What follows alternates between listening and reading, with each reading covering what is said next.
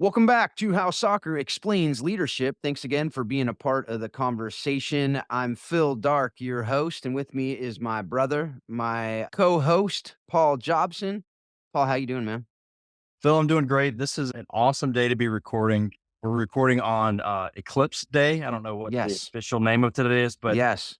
as part of the Waco weather report, I have to report we are sitting in the perfect spot to see the total full eclipse. We'll be completely dark for 4 entire minutes during the middle of the day Wow. today in Waco, Texas. So I'm actually probably coming across more excited than I actually really am about it, but Yes. it is kind of cool to know that, okay, we're going to see a total eclipse and where we are is probably the best place to see it. So we're probably spoiled with that, but we are excited about that. We're big reports of like hundreds of thousands of people were going to flock to Waco, Texas. I'm not sure Wow. that actually happened or not, Okay. but it's all the same. So, but yeah, that's what's going on Dang. today, man. Big day in the Waco world and the world That's as pretty amazing. we know it. Do you have the solar eclipse glasses? The Of ISO course we do. official glasses? Yeah. We do. Okay. They're being sold on every corner in I Waco, bet. Texas, I the bet. last weekend. Yeah. I So, have seen no, solar eclipse glass peddlers in Folsom, California, so we well, you're not apparently going to are in get the a full terrible eclipse. spot. Yeah, You're going to get like yeah, half of an eclipse. just a So lame, like, whatever, the sun's barely yeah, I covering mean, thing. for what you're paying for real estate out there, you really should have a full eclipse. We You should've. really should. Yeah, I I gotta don't get figure out it. who I need to protest. I gotta send a complaint in somewhere. I don't know, we gotta figure that out. Sure, there's Alright, somebody you so, can complain to. So and you have the solar soccer club in Dallas too, so that's an interesting, there's gotta be something there. I don't know. that's probably why we're getting. It's probably Solar Soccer Club is It's so probably why. prominent. They Yeah, probably it's part of their franchise, part of their structure. They get an that's eclipse probably it. every 50 years or so. Yes, yes. As part of their deal. Yeah. That's probably true, yeah, that's probably true. So, I'm just thinking as we're talking about this, and this is actually taking part of away from people's days as they're listening to this, that fortunately, we have something that's much better and more important than this conversation of, solar eclipses. But it is a big deal, and if you're looking in the prophetic world, there are lots of people saying how because this eclipse is going through Nineveh cities throughout the United States, that it is obviously prophetic of the end of the world. But we're not gonna get into that today either. What we do have today is Dave Irby. He is the founder and president of Surge Soccer. He has done all kinds of ministry all over the world over the last couple decades. He was the coach at Azusa Pacific. And, as I'm wearing a Biola shirt, if you're watching the video, they are bitter rivals, but we're not gonna get into that because we wanna keep it civil today. So, Dave, how you doing, man? I'm doing good. I just appreciate the opportunity you've given me. It's so great, Philip, that I got to meet you at the National Soccer Coaches Convention and now meet Paul for the first time. Well, Dave, I have enjoyed. I mean, I've heard so much about you behind the scenes. I mean, not like tons, but I've heard a lot just because you are this like you were before I met you, the mysterious kind of founder of the Orange County Seahorses program, which is now the SoCal Eagles. And so that's really all I knew about you. So maybe it wasn't a whole lot. Maybe that was an overstatement. But it was all good, and I was like, "Oh, finally, I get to meet Dave." And now, as I'm getting to know you more, I'm like, "Man, this is going to be such a great, fun conversation." But can you, for those of people who don't know you and don't know about you, can you just briefly share your story? How you develop your passion for soccer, how you develop your passion for coaching and ministry and leadership, and how you ended up being one of the pioneers of the soccer ministry movement in our country. Well, thank you for that question. And I'm one of those people who grew up in an era when soccer was not in the mainstream. What I mean by that is there was no high school soccer, there was no youth soccer, there was no club soccer. There was bits and pieces of pro soccer with leagues coming and going and teams coming and going. And, my recollection of soccer growing up, and I grew up in Anaheim, California, about 10 minutes from Disneyland. My first experience as I was preparing for this interview that I could remember is in fifth grade, my class played my best friend Mike's Harvey's class in soccer. Now the girls wore dresses back then. We wore slacks and hard shoes and a dress shirt or a polo shirt. We got at this brown kickball and we were playing 20 on 20, just Mhm. kicking the ball, having no idea what we were doing. And all of a sudden, the ball hit somebody's arm. And my friend Mike Harvey stopped the game. He started yelling, handball, handball. Well, to show you how much I knew about soccer, I ran over and I said, I put my arm out and said, it hit him here in his arm. How could that be a handball? So you've got a guy who knew nothing about soccer, but church was the main thing with our family whenever the door was open. My parents took the four Irby boys, John, David, James, and Mark, to church. You kind of don't have to be an Elon Musk or rocket scientist to figure out, where our names came from. And we were avid into sports. It was LA Dodgers. I was a junior Trojan in the Coliseum with the University of Southern California Trojans. My dad made sure we got to a Dodger game, Lakers, lots of Trojan games. And my heroes were football players like Mike Babbitt, defensive back for USC, Maury Wills for the Dodgers, Ron Fairley.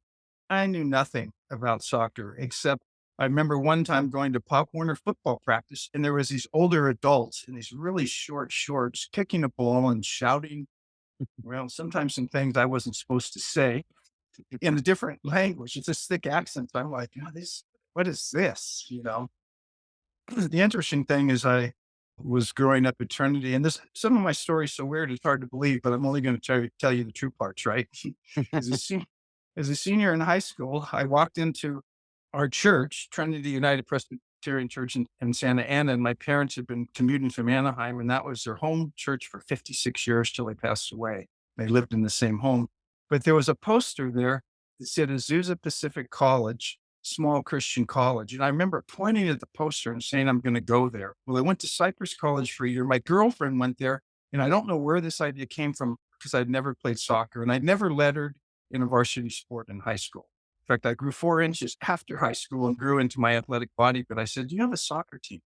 And she said, we do. Why don't you come meet the captain? And so I drove up to see my girlfriend at the time. And he said, yeah, we have a club team and you'd be welcome.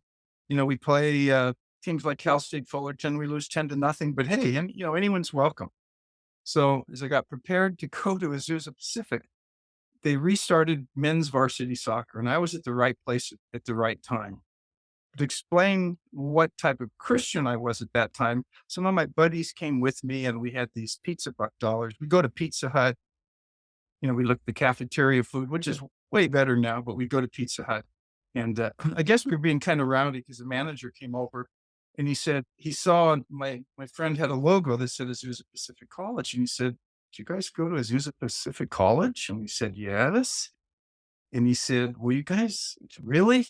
You're making an awful lot of noise. And my friend just happened to say, well, small Christian college. And he just exclaimed, well, we're small Christians. And that's how I would describe myself. I've grown up Christian faith. I wanted to be a comfort zone Christian, go to church, hang out with Christian friends, but no way I was going to exercise my faith.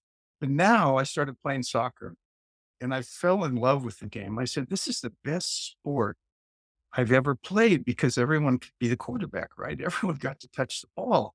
Unlike in baseball, where you go long periods and not touching the ball.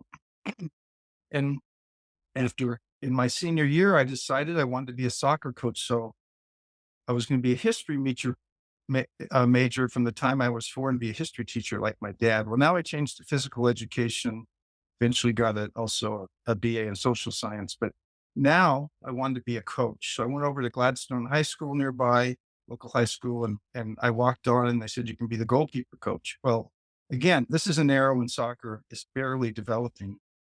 There were only 2 books written on soccer that I could find. One was a fluff piece. The other one was Vogelsinger's Challenge of Soccer. And every day before practice, I would literally open the book and say, okay, what should we do today? I mean, that's how I started. And then when I graduated from Azusa Pacific, I became the head coach at the age of 23. So now I'm coaching some guys that I played with. And one of the guys was even older than me. But I was all in for soccer then, you guys. My first soccer game I ever saw live was the 1974 World Cup final, and you had to go pay-per-view to the LA Forum to watch the game. And it was Germany versus the Netherlands. And my uncle took me. He'd grown up as a MK in South Korea and played soccer way back in the day at UCLA.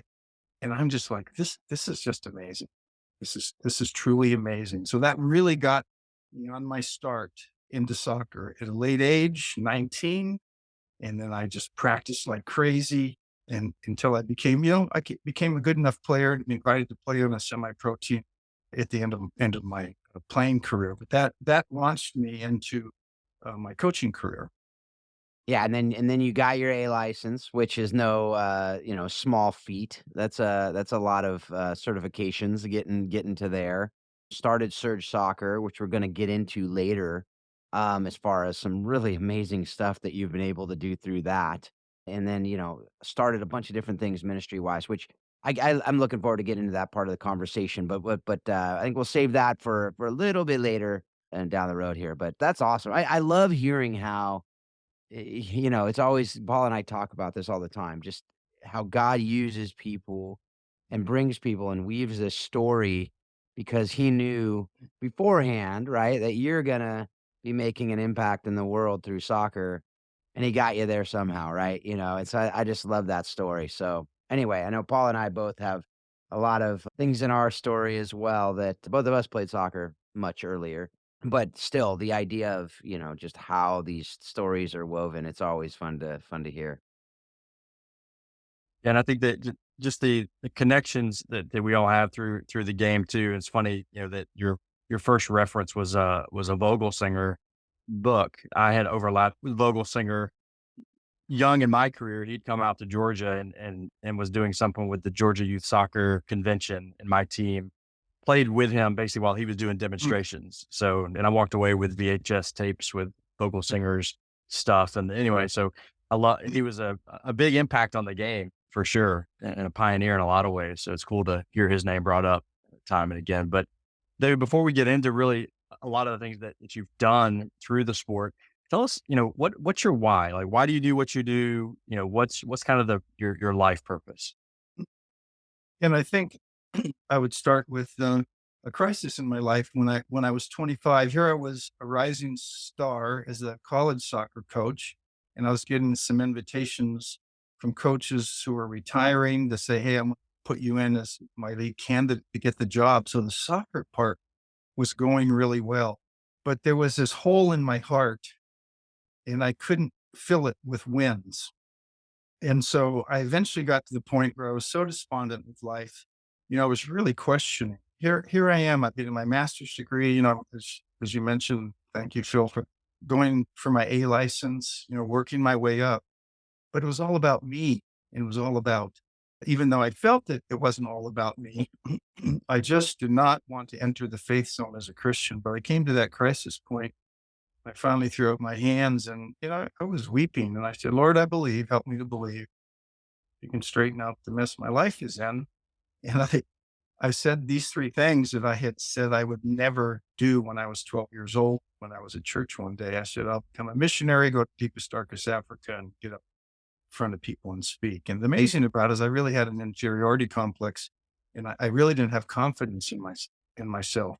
But the scales began to fall off of my eyes. I began to read Bible. I began to change my purpose for coaching soccer.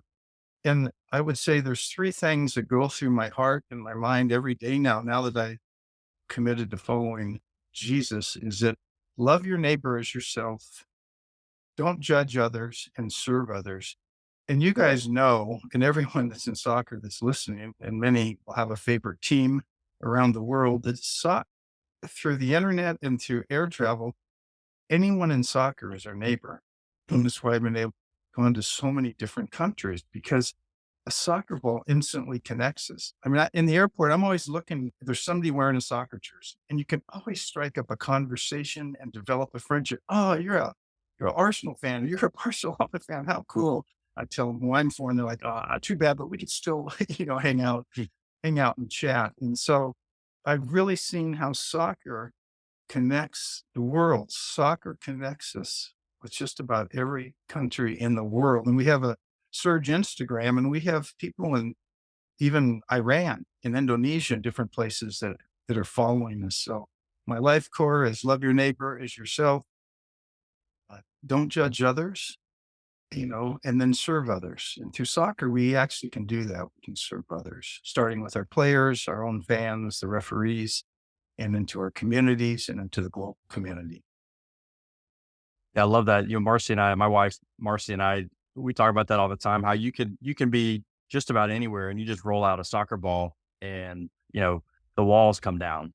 It doesn't matter if you don't even speak the same language. All of a sudden the game is the language. The game is the great communicator. It's the thing that breaks down the wall or tears down the wall, and we play, right? And we bond over that, and we're able to then figure out that we're all just God's people, and it's been really cool to see that. And you've obviously done that probably many times over through your career, and I want to dive into that with just some of the ministries. So just walk through some of the ministries and things that God's giving you the opportunity to do. Love to just hear more about that with, even starting that, seahorses and all of Mhm.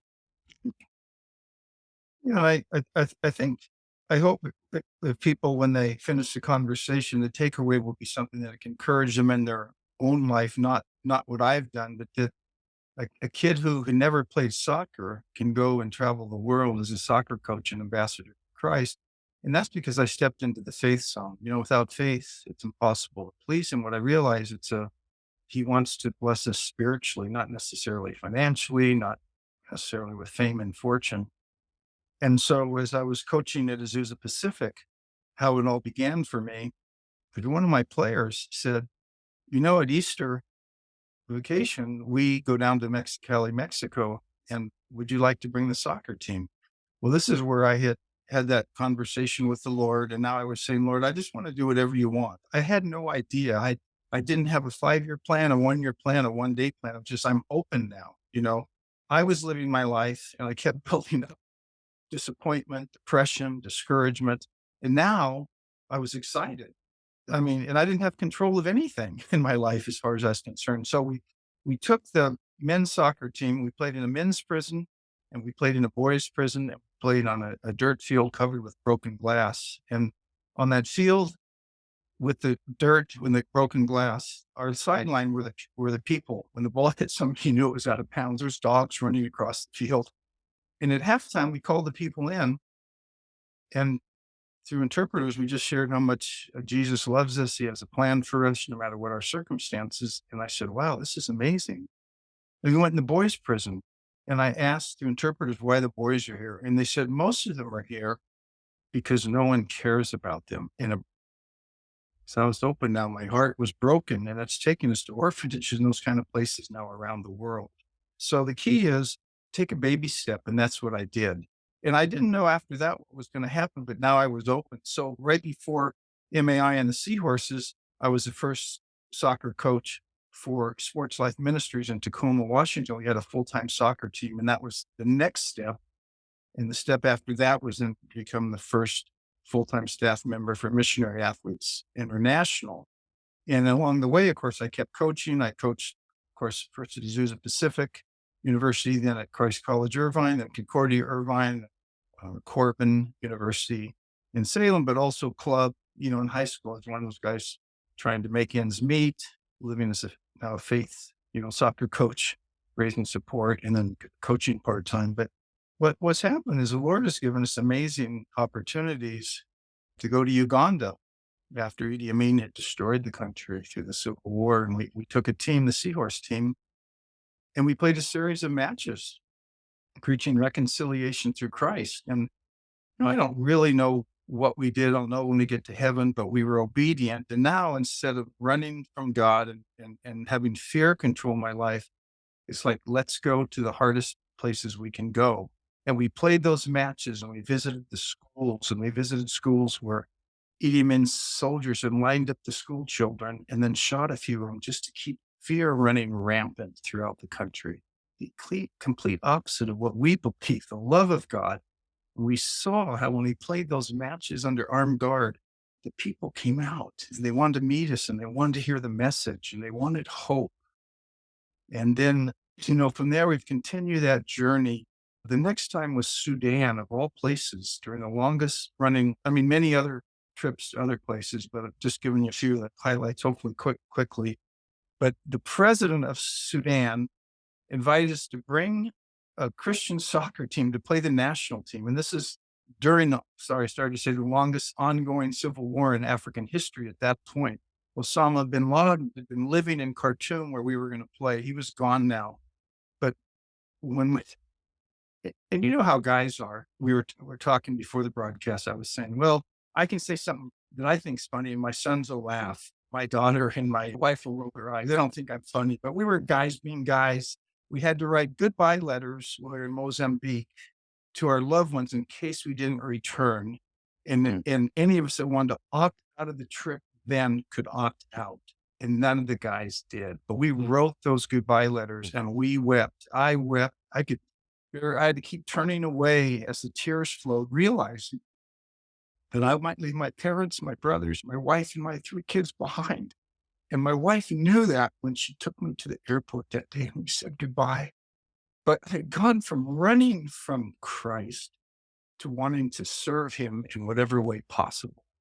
But back to the guys, we're on the plane flying into Sudan, and we're joking. I wonder how they're going to take us out. You think of a bazooka as we land, or, we're coming up with all these crazy ideas. Well, we had their secret police guarding us the whole time. They're on our floors at night. They cleared every road as we traveled for fear of bombs. And our biggest scare one time, we heard this crackling sound when we were on the bus, and we all hit the floor. We thought it was over, and our bus had just scraped a tree, and the branches had snapped off. But we went into that national stadium with 10,000 spectators. We drew 1-1 with a team of players from all over the world, literally American players, but other players. And they had broadcast the game all over Sudanese TV around the world, even into Southern California. And at halftime, the reporter said, I'm going to ask a question that everyone's going to hear. And I may never be heard from again, but I want you to share why you're here. And one of our players shared that Christ brings us together. Christ can bring reconciliation. Christ can bring hope. So, of course, on to Burundi for civil war prevention, if you have time for that. And then the refugee ministry that we did in Austria when refugees flooded. And there are a couple more of the highlights of how I went from running from life, controlled by fear, by having faith to go forward a step at a time, a day at a time, to see how I could serve, not knowing when or where or how we would put a team together. We used to have our Surge team here, and then, of course, the Seahorse team, but we disbanded our Surge team so we could move quickly and more rapidly to troubled spots. Yeah, that's awesome. Thanks. I mean, for sharing all that. A couple of things that stand out to me. Well, there's a lot that stands out to me in what you're sharing. It's just really, really amazing and impactful. But a couple of things I want to circle back to. You said kind of at the beginning. One thing you said is it started with a baby step, right? And I think sometimes we can get locked up in anything we're doing, whether it's service or it's coaching or what our next step is in life, and trusting God with those things. And sometimes you're right. It's just, what's that first little baby step that you have to take? You have to initiate something, right? You can sit and pray all day, but if you don't take some kind of a step, you're not really allowing God to work through you. And so I want to point that out, the baby step piece.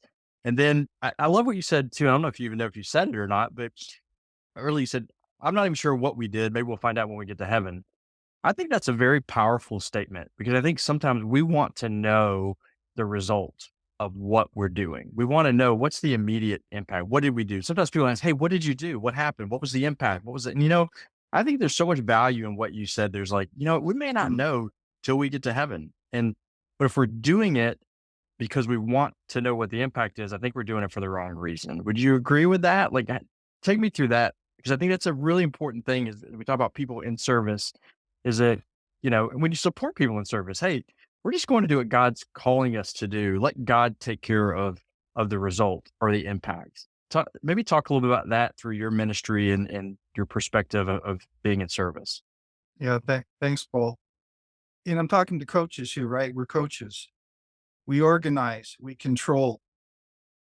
Where players were late to practice, we're only late to practice once because the way I had it set up, they had to go do something that they never wanted to do again. We want to control everything. We want to control outcomes. That's how we are. We're trained in our American society to control outcomes. And how many notches did you get on your Bible, or how many, what are your statistics?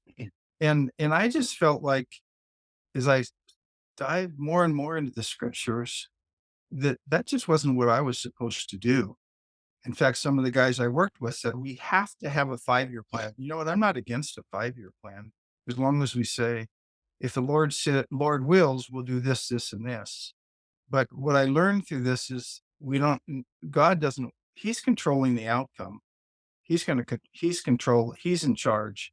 And the more I remember that I'm not in charge, the more successful I believe I can be. One of my good friends, Simon Gilbow, he has a daily devotion. He moved from England to Burundi to die for Christ during the Civil War. And he has this one story about this businessman who comes to uh, Calcutta to meet with Mother Teresa, to find himself kind of thing. And he says something to her about, you have clarity. And she goes, clarity? I don't have clarity. I just have faith in Christ, you know?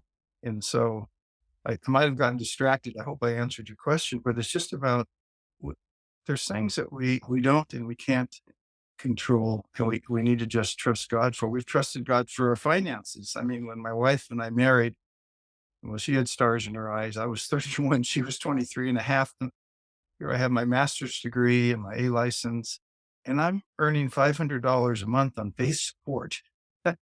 My marital advice is don't marry anyone like me. But she took that chance, and we've been together 40 years. We have 3 wonderful kids, and we have three grandkids. But more of us need to realize we just have to go forward in faith. Sure, we have plans. Sure, we have visions. You have visions. We have visions. You have visions for our family. I have vision for my grandkids.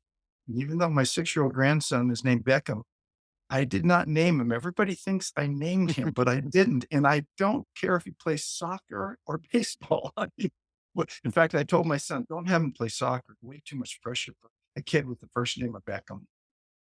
That's Yeah. right. It's funny you say that. I've heard several kids with Beckham. You hear Beckham, Beckham, on the soccer fields, those little Mhm. 6-year-olds. I'm like, poor kid, man. They're just like so, like you said, there's so much pressure on them to play this sport that they might not even like. But I think you said something there. I've talked with so many people about, like, and Paul, I'm glad you pointed that out. That idea of, I've joked with people, but it's half joking because it's true that there's so many whiteboards that I have drawn up over the years of the 5-year, 10-year master plan that we're gonna do. And I wish I would have taken pictures all of them and shown how little of that actually came to fruition, and yet it wasn't failure, right? It was Mhm. exactly where God was leading. And now what I'm saying to people is, look, go to the next breadcrumb. It's okay to have this 5-year plan, but go to the next breadcrumb that God puts down for you and say, I'm going to be faithful in that next step to that next thing. Mhm. And then he's going to place that other one, and to trust that, yeah, we have these, we will make our plans, but the Lord will direct our steps, right? Like that idea of we need to have Mhm. that and to trust God with the results, like you said. And I'd love to just sit here and I hope we have another opportunity to talk with you about all the details about all these different things because I'm like, well, what happened in Uganda? What happened in Burundi? What happening with these things? And I know you only know a handful of that because both Paul and I too, we've done these trips and we know that you only see just a little glimpse and God gives you just enough to be encouraged when we need the encouragement. But the reality Mhm. is we don't need to know. It's not for us to know, really. It's for us to be faithful. And God will give us some gifts to be able to know some of that. But one of the other things that you've done is you've written this book, and I have the blur on, so it's this Undefeated book. You've written a couple other books, which we'll get into in a minute. But I just want to talk this. This is called Undefeated. We are more than conquerors through him who loved us. Right. And Mhm. I wrote a book. Writing a book is not the easiest thing in the world. Even, this is a little short book, but I know that this little short book had a lot of blood, sweat, and tears put into them. So why did you write the book, and how do you hope it will impact the readers? Thanks for bringing it up. And it's really a cool story. Tim Conrad was a coach at Biola University when I was a coach at Azusa Pacific. And on the sideline of our game, I knew he'd taken a team overseas on a soccer mission trip, and now it was ready. So I said, next year, if you decide to take a team, and I said, I'll go as a water boy. Doesn't matter. I'm ready to serve. Well, it ended up I was a head coach of a really tremendous all-star team of players. we did a 33-day tour to Jordan, Austria, West Germany, West Germany, and the Netherlands. But he came back a few years ago, and it's a different ministry he founded, Uncharted Waters, and he asked 5 of us soccer coaches to each write 4 devotionals. So there's actually 20 of these that are in print, and he did give me permission to have them all. But the reason I only in the Undefeated only put in the 4 that I wrote is because this was around 2017, and refugees were flooding into Europe from Afghanistan, Middle East. I mean, you name it.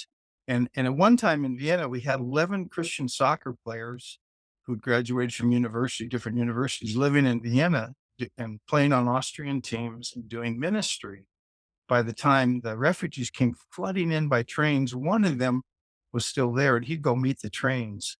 And these refugees, they spoke Arabic, they spoke Farsi.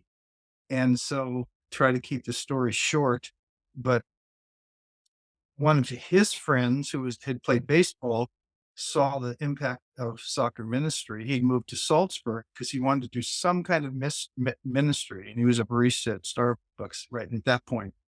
But his small church there, and all evangelical churches in Austria are small, but they decided we're going to have a 24-hour fast and prayer time to see how we should help the refugees. After 24 hours, they came back, and a lady in the church who had no interest in soccer said, "Well, I was praying, I saw a soccer ball." Well, Danny, who was that friend, said, "I've got to get a hold of Dave Irby." So he said, "I don't care when you come back to Vienna, I'll get on the train and I'll come meet you." I did this crazy trip to Burundi, to Salzburg, to Manchester United game with the chaplain who's a friend of mine of their team. And so I did this crazy trip, and he said, "Dave, we need to start soccer ministry. We have all these refugees here."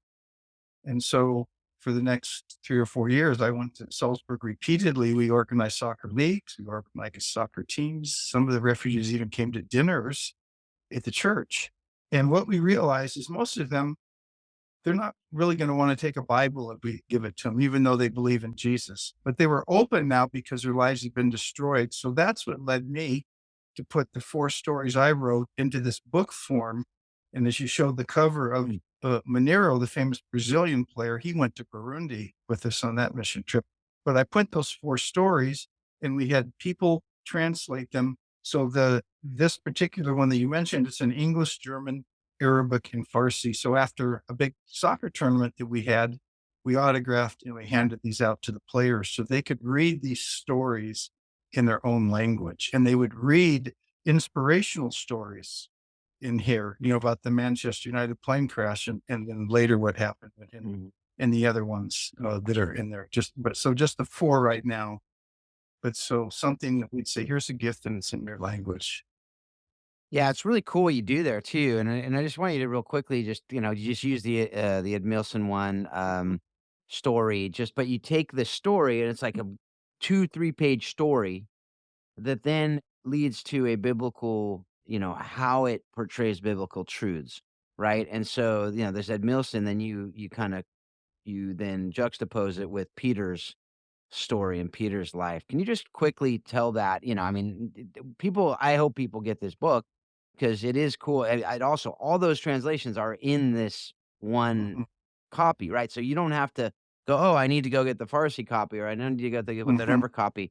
And I'm sitting here in Folsom, California, where we have locally all these different populations. It's so cool to be able to say, hey, Mhm. here's a book, and just there you go. So can you just kind of share that real quickly? What Sure. people will get if they're reading this? Yeah, sure. And also there's one that's just English Spanish because we have so many people who speak Spanish. Well, I'm from Southern California, so I know, and even here in Oregon. But yeah, the idea is just to take a famous player. I mean, we watch the World Cup. We look at these players, and we don't know their story. And here's Ed Milson at 11 years old. He'd given up on life on the weekends, and a few years later, he just turned to drinking.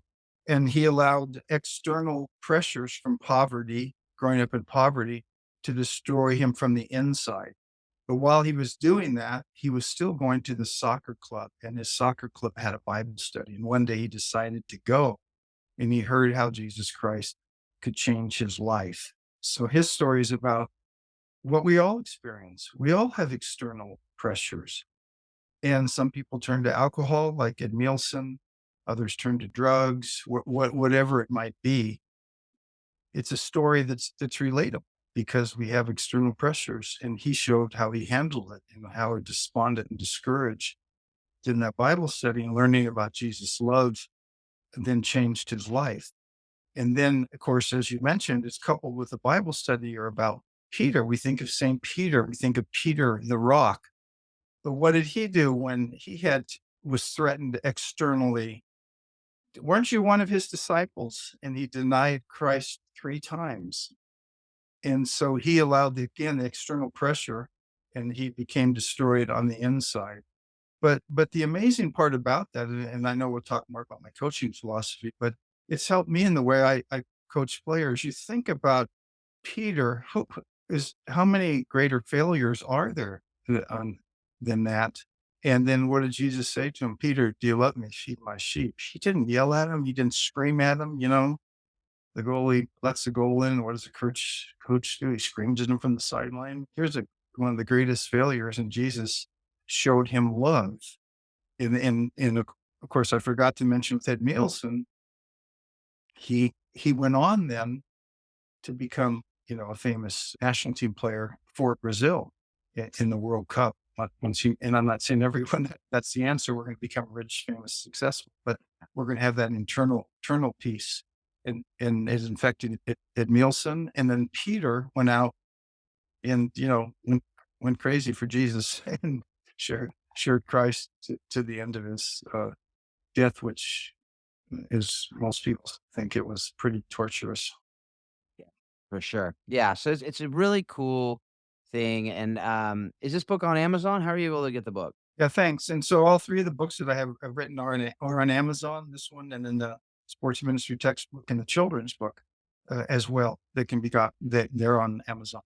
Yeah, Thanks. and so like you said, you have a kid's book. It's called Sammy Mhm, Surge, and it's about mhm. lessons for kids.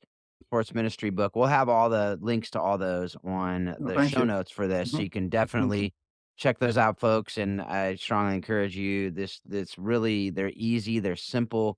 I mean, I sat down and read this book in probably half hour, maybe an hour, but it was a quick read. But then it's also something you can pour into and actually be something to study with Bible studies as well. If you're doing sports ministry, if you're doing things, you're looking for tools for your teams, whether it's a youth team, college team, high school team, whatever, to be able to go through these would be just really solid materials and simple, but they're also bringing in the sports world too. So definitely recommend you checking that out. Thank you. Yeah. Yeah, and David, you led into it there a minute ago. I want to dive into talked about coaching philosophy, and let's dive into that a little bit. I'd love to hear how how you incorporated your faith into your coaching specifically, and how it impacts team culture and those sorts of things. I'd love to hear about that. Yeah, thank you. I think as I was growing in Christ, I asked myself, what should my teams look like, whether it's a Christian team like it is a Pacific University, or I'm coaching in a secular setting like one of the soccer clubs or a high school. And I realized, first of all, with the Christian teams, I didn't see a whole lot of testimony often from the teams we played against. Sometimes the Christian teams were some of the worst sports. And I said, so as I would tell my more recent teams when I coached at Corbin, it's easy to be a Christian when you're sitting in chapel or church, where we find out whether we're truly following Christ is in the heat of the battle. And for us, the heat of the battle is on the soccer field. And so my admonition to my teams before every game, whatever team it was, I said, we should play to win the game and to win the fair play award. People should say there's something different about that team.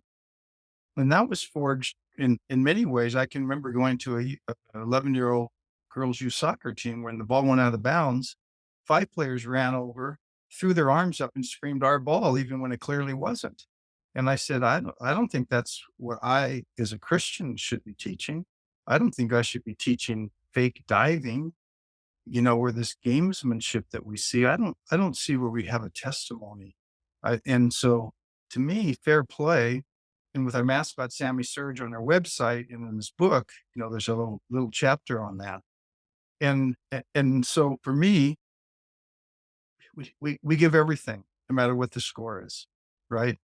And but it should be about respect for the game, the other team, the referees, as well. And when I would tell people that, hey, my team won the Fair Play Award, I'm not kidding y'all. Without fail, they'd say, "Oh, so you finished last?" No, no, no. Our semi-pro, the Seahorses, when he first started, and I helped develop a league, and we played against Rod Stewart, the rock singer. At 16, he made a decision to go into music, which was brilliant, but he still loves soccer. So his team, the Exiles, is one of the teams we played against. And I said, guys, when we play against these guys, our testimony has to be, they have to see something different in us. And so a really cool side note is when Rod's father, Jock, passed away, he had so much respect for our Seahorse team that before our game with him, he had us gather around the center circle with his team. And they brought in a guy with the bagpipe and the kilts and play a lament to his father. So we felt really, really honored in that we were making a difference. The year we finished second to them and we didn't receive a yellow or red card. And so, I just think that's an important part. Teaching discipline, teaching life skills. We only have these kids for so long. And of course, in the countries we go to now, like Liberia, if there's a fatherless generation, who are they going to look up to? They're looking up to us. And are we just teaching them by yelling and screaming at them? And that's the way of life. And when you lose, you're a total failure. Or are there lessons we can learn? And even in the toughest defeat, if the team honestly gave their all as a Christian, can I not say, yes, guys, thank you for giving everything that you could. It just wasn't meant to be for today, but tomorrow's coming. Yeah, definitely. That's something that when we talk about, you know, the impact we have as coaches, and I think that's something that a lot of coaches miss. And you said that we only have these kids for a certain amount of time, whatever that certain amount of time is. And to have that eternal perspective as we're coaching rather than this temporal perspective that we typically have, which is this year we got to win. If we don't win this championship, it's going to be the end of the world. It's like, no, it's not. It's not going to be. Life will go on. And if you win the championship, life goes on. And if that is the end and everything is that's the apex of your life, I feel sorry for you. Like that's sad if the apex of your life is winning a championship at any level, quite frankly, because that's gonna burn. I mean, at the end of the day, like, that is not it's you can't take it with you, all these things that we hear about, like, what is the legacy? And so, as coaches, I remember talking with the coach that I coached high school with, and he said, "We just get these kids for 3 months, and we get who we get, and we do what we do, and we try to win games, we try to get them to play together, and then it's done." And I'm like, "No, we get them for 3 months. I think you're missing it. Look at it from this side. We get them for 3 months. We probably see them more than their parents see them. Quality time. So how can we impact lives at levels that will change something about the way they see the world, about the way they lead, about the way they can have that integrity when no one's watching, when they know and there's only certain things you can do. If the ref calls a foul, you can't, argue with the ref to say, no, I didn't, or they didn't foul me or something like that. That's not how it works. But there are certain ways you can, teach those lessons. So anyway, and I'm not saying, and I think I heard it with you too. It's like, we're not saying don't try to win. Don't try to do that. That's all part of it, right? Do your best. Do the best you can. All of that will be giving your all. So, loved how you said that. Anything to add on that? Yeah, thanks. And as you were sharing that with one of the last soccer clubs I was in charge of, we had a rule in the club that if you got a red card, that you, your family, whatever, donated $25 to the scholarship fund, and you did 4 hours of community service. I didn't know how people would respond. People absolutely loved it. Parents loved it. Had parents say, thank you. My son thinks this is the most amazing thing he's done.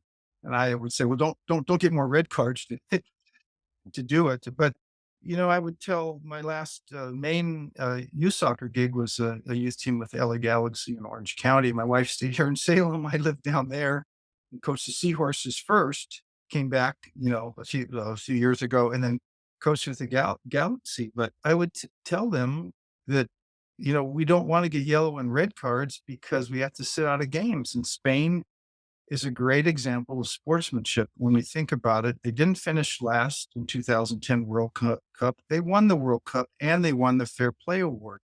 Practically speaking, it means your key players are not sitting out of games if you have that type of discipline. All right, so let's kind of go to you did have a short playing career, but what was there a defining moment in your playing career that you learned a lesson about life? And if so, what was it? Why was it so impactful? And how are you using that lesson in your life afterwards? So wait a minute, wait a minute. I had a really long playing career. In fact, up until 2 years ago, I was still playing in the over 60 charity match in Okay, that's Mexico. true. Okay, I stand corrected. I stand corrected. And yeah, and you've played all over the world. What am I talking about? You played, let's say semi-pro because it's not pro, Yes. but you were playing, yeah. No, Yeah. yes. Okay, I stand corrected. I No, apologize. no, you're true. I did try out for a couple of pro teams after my college career, and they were open tryouts. Okay, I didn't get Yeah. invited to any. And when I walked away from the second one, I said, "Yeah, I think coaching's in my future."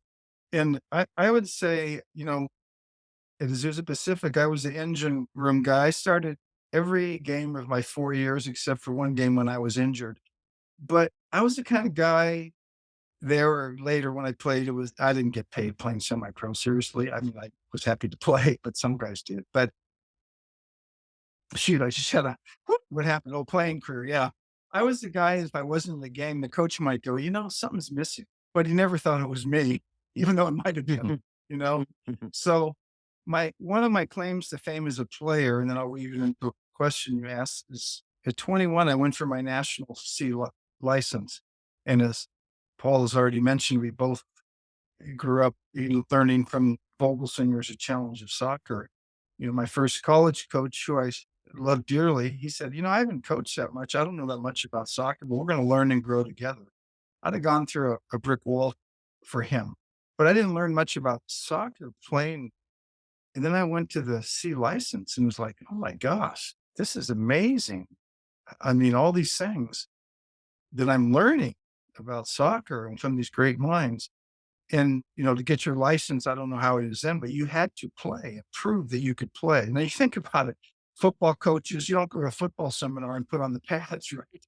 For baseball, it'll make you, okay, can you hit 2 out of 3? No. For basketball, they make you go play. I don't think so.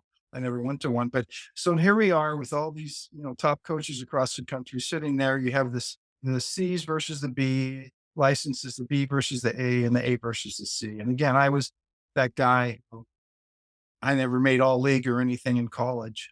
Well, I scored the only goal of the 3 games, and I was at the top of the 18. A cross came in, and I left-footed volleyed it out of the air into the back of the net, and everybody fell down. And it was amazing. And for me, why it was amazing is it's because it's within us to do great things. I'm saying that's not great, like scoring a World Cup goal, but the power is within us.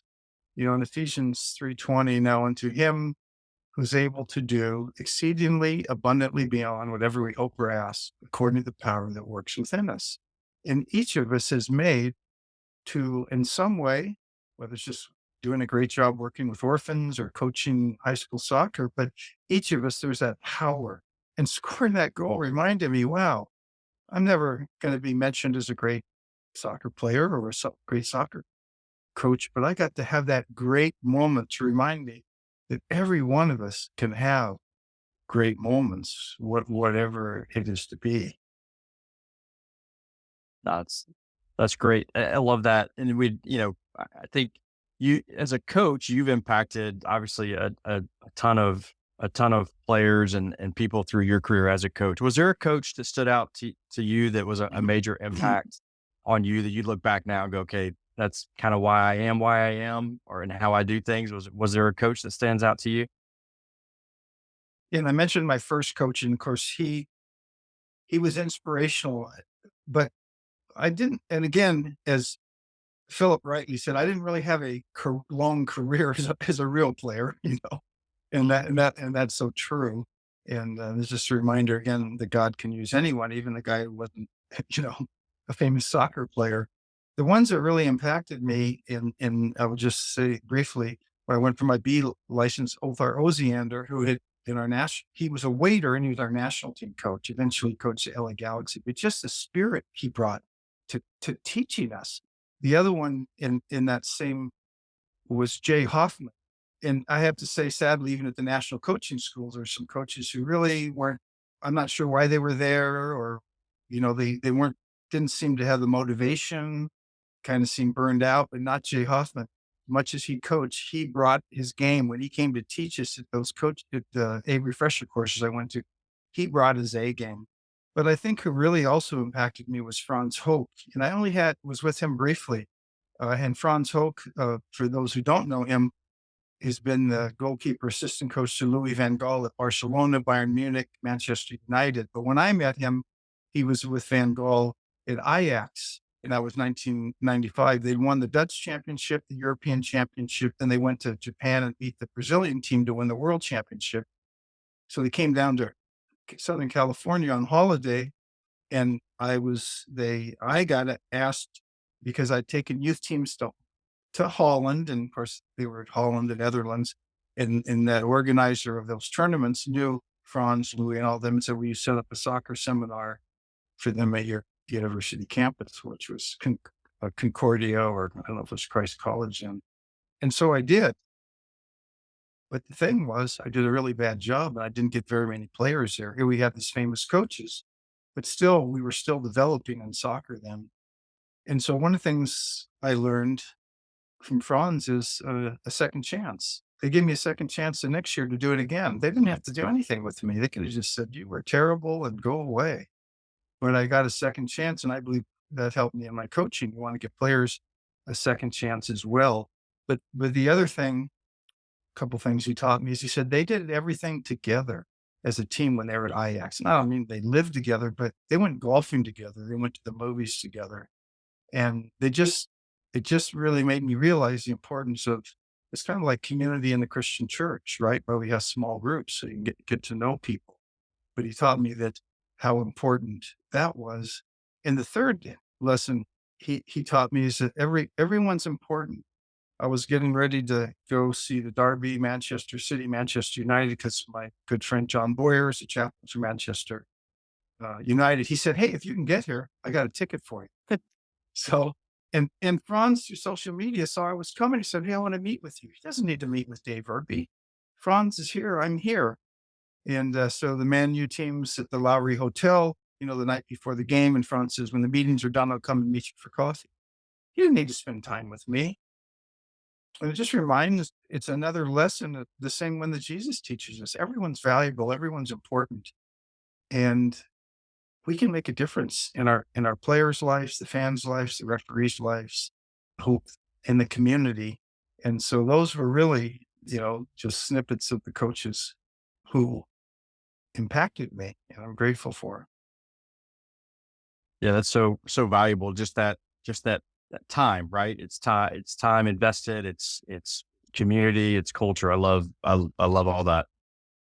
Yeah, so do I. I love that, and I also am gonna have to have you connect me with Manchester United chaplain when I go over there. So, I mean, that's just a side note, but, That's we'll have that conversation We'll talk later. off the air. Yeah, exactly. On a different note, you have been part of this beautiful game, for a long, long time. You played, you coached, you've gone around the world doing different things. But I just want to kind of take a step back, and we have a few more questions that we want to finish up with. But this one is one we ask a lot of different people: is what have you seen over the years as far as the trajectory of U.S. soccer? What are the good and the bad that you've seen is at the youth level, college level, whatever it may be, and what are the things you like, and what are things you might want to go back to the way it used to be, or change and go a different direction? Well, I thank you for giving me the questions ahead of time. I definitely wrestled over this one and whether I had a good answer because I have in the US now, I'm not in the game here. You know, my game's in Liberia and my heart's in Liberia. Yeah. I'm getting ready to go back again to train coaches and work in education and trauma relief. So I think the Well, then let me biggest change the question. oh, I'm curious. yeah. What would you say you've seen in Liberia that you really like that you'd like to see here in the US? Okay, well, it's the way Unless you the had an answer for the other one, because you thought about that. So you go. I'm just mixing it up on you. So I do want to hear the you answer to are. that. Maybe I As you can think. briefly answer both, but the part that bothers me the most. Well, first of all, our game has grown, and I hear people debating about the MLS. It's not good. It's not that. And I'm happy we have an MLS. I grew up in an era, literally. I think LA was a graveyard of soccer teams.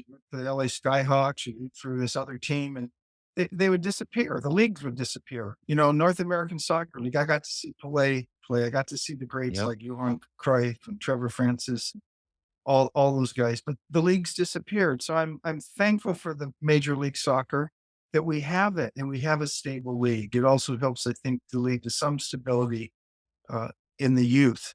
What really galls me, and I don't want to say which club I was with when I did it, but it was in. We need the players to pay money, and I hate that system compared to the European system. I saw with the one club, the single parent who's working two jobs just wants to get their club, their son into this club, even though I'm not coaching. I'm coaching the second or third tier at that club because it's a famous name, and if my son just gets into the club, they'll become professional. And I feel like we're giving sometimes people false hopes instead of being realistic. So when I coached my high school teams and my club teams, I said to the parents in their first meeting, I'm sorry. I'm sorry if you're here because you think I'm going to help get your son, because I coach mostly boys, son a college scholarship. My goal is to make them love the game, be lifetime fans of soccer, and get back to the game. And I'm going to have them play positions that you don't think they should be playing because with the club team, when they get to high school and the coach says, I need a left back, your son's going to be able to say, I did play left back. I could play there because every parent thought their kid was the best forward. So I struggle with the pay for play part. I don't have an answer for it, but I'm grateful for how through all the mistakes our youth soccer has developed. Now with Liberia, it's the seventh poorest country in the world. And a good friend of mine, too long of a story to tell here, but he fled during one of the civil wars and he got to the US. He just went back now as a technical director. And so we're going to be doing some good things, I believe, to train coaches and train them at whole life coaching and getting their kids, into the education system. So the good thing is they're just wonderful people. In fact, they're ranked number one on the World Index out of millions of surveys of people who are the most generous. A country that's been through two civil wars, the Ebola crisis.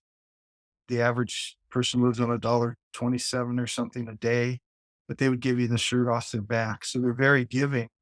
And now the Lord has me being able to help educate and teach and train, and they're so open. And, I think here sometimes there's so much fighting about, well, this method and that method. There's lots of different methods that work when we coach. We each have to find the one that works for us, hopefully putting the players first. But, I just see in debates about so many different things. I shut it all out.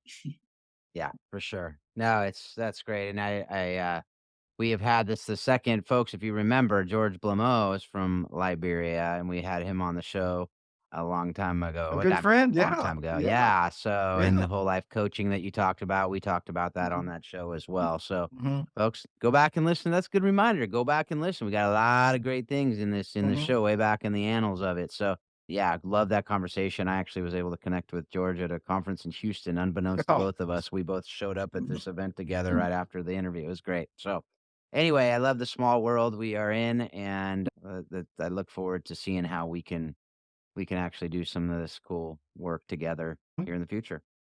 Well, David, we've got a couple of questions we ask everybody on the show as we kind of come down to the end here. It's been an awesome conversation. Just loved hearing the journey that God has you on and has had you on, and have learned so much just through your story, and been encouraged by it also. So thank you for your time on here. But one of the questions we love to ask everybody is, how have you used some of the lessons you've learned directly from soccer in marriage and parenting, and even grandparenting now? As you said, you have a couple of grandchildren. Yeah, that's really a good question. And I think the first lesson I learned as a young coach, we all want to climb the ladder. Even though I started playing late because was fortunate to do a good job at Azusa Pacific, these other opportunities came. One was in New York, one was another really famous small college soccer university in California. And then I even dreamed, maybe I could coach professional. But the first lesson I learned that helped me in my marriage was I looked at some of the coaches I looked up to because, we all coach at so many different levels. Even a guy who coached professionally might be out at the club soccer match. And I looked at a couple of these guys that I looked up to as coaches. And what I saw in their eyes was a hollowed out look. And as I learned more soccer, they're chasing a professional soccer and getting fired, rehired, and moving around. It had really damaged their families. And even one who I had a lot of respect for, the buzz going around was that his son hated soccer. Now, I don't know if that's true, but it had an impact on me. So when I got the chance to move to Oregon to coach the Cascade Surge in the old PDL league, the one the Seahorses are in now, the D2, I took it because my kids were little. My wife was the one who wanted to move. But I said in my heart after that, as long as my kids are home, I'll never move and pursue another coaching job unless my whole family's on board, because I saw, and kids survive that stuff. But for me, it was just, I felt I didn't want to take the chance on that damage. So that was one way. The other one, sadly, that I didn't do as well is because, I was kind of like many coaches. Now we're coaching high school or college, we're coaching club, we're doing all these things to make ends meet. And sometimes our we come home and we're shattered. And so there were too many times, unfortunately, when I was just kind of hollowed out myself or worn out, and I didn't give as much attention to my kid. But the way I coached my teams about making the kids lifetime fans of soccer translated to my own sons. And Phil, we're going to talk later about Manchester United, but my oldest son, Nathan, in San Diego, with our three grandkids, son, Ryan, he's now in grad school for architecture at University of Texas at Austin. We have our own Manchester United thread. And that's where we talk soccer. Now, we don't talk about how soccer explains leadership, but we talk soccer and this and that. And why did we do that, and other teams? And so I'm thrilled that I didn't let my coaching career do extensive damage to my family, and I'm in good stead with all my kids. And my sons absolutely love soccer. My oldest son, Nathan, he now is coaching his son, Beckham, and having a blast. My daughter at age 5, Haley, she plays soccer. And this is so hilarious. After her last game, she looked up at me and she said, "Daddy, I'm retiring from soccer." Love And it. she did. But Love the it. thing I made sure of, I mean, I'm traveling all over the world and doing all this, but I made sure I was at as many of their events as I could be, because I saw these other coaches that were on their free time were golfing. I have nothing against golfing, except I'm really terrible at it, but I didn't want to take that time away. So I was at all, I was the parent because my wife worked as a nurse, but often I was at her events. So I learned again that negative lesson I saw coaches, well-meaning good coaches, good people, but sometimes soccer would just completely took over their lives. So I balanced it fairly well. And my kids knew that I love them. They know I love them. When I call up Nathan, he's our firstborn. I say, "Oh, how's my number one son in the world?" I call Ryan, how's my favorite number two son in the world because he's our second son. For my daughter, it's always, how's my favorite daughter? She's my only daughter.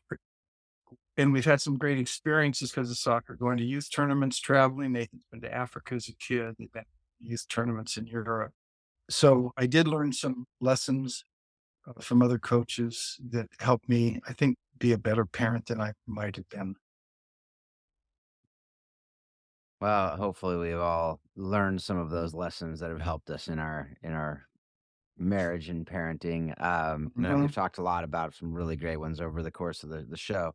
The last question we'd like to ask everybody is, what have you watched, read, or listened to that has most impacted your thinking on how soccer explains life and leadership? So this is the one I wrestled with the most, but my great answer is I'm late in life to this, but you guys having your podcast and asking me to be on it has really made me think about it. I listened to the whole interview with Shellis and I was like, wow, I get to see one of the greats who was also along with Jay Hoffman and Oziander was part of those US national coaching staff that trained us. And you've really stimulated my thinking.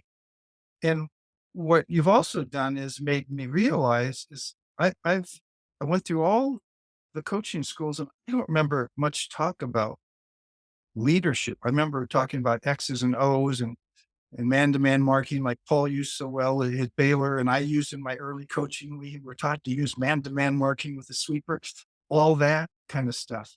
I don't remember the leadership stuff, but my focus with the coaches in Liberia is on leadership.